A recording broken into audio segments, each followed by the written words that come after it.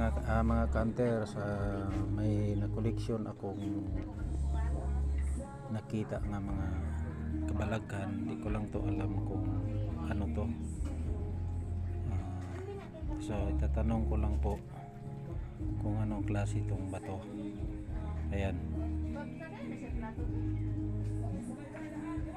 parang mayroon siyang mata.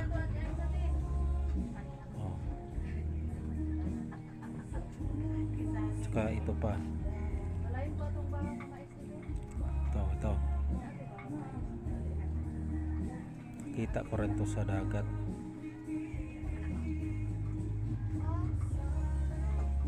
Yan, ito pa.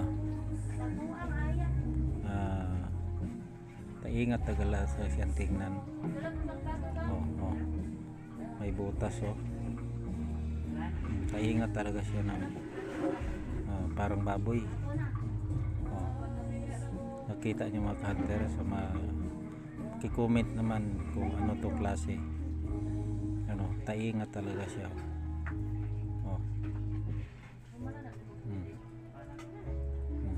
Taingat talaga siya.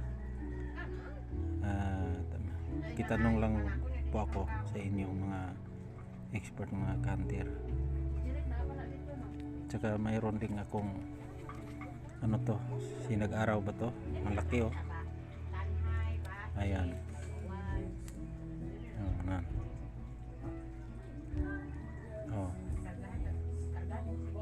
Kita nyo sa video.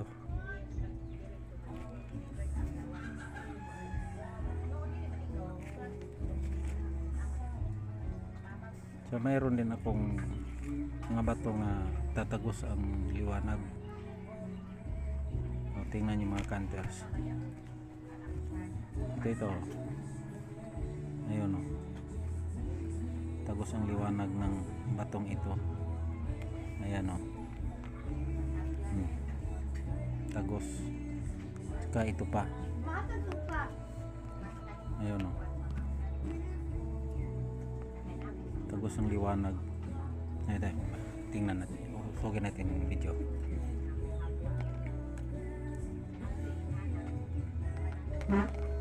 Ito, anong klase itong mga ori ng bato sa kalikasan. At saka itong meron rin akong kahoy na binigay ng kaibigan ko. Tagos rin ang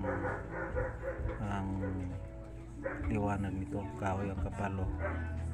Tingnan nyo mga hunters, paki-comment na lang kung ano to klaseng kahoy. Mabango. Iano natin sa ilaw ng cellphone. Kita nyo mga hunters, liwanag, tagos. Ilapit kong video. Ay, malabo. Kita nyo mga hunters, kahoy. Yung isa nito ginawa kong kwintas.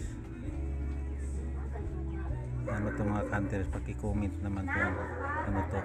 Itong kwintas ko na ginawa. Saglit lang. Ito po ito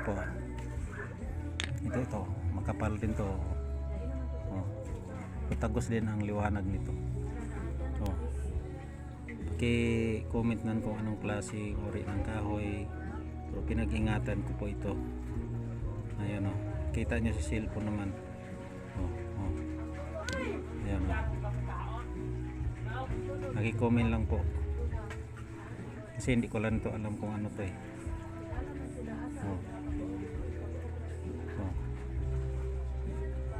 yan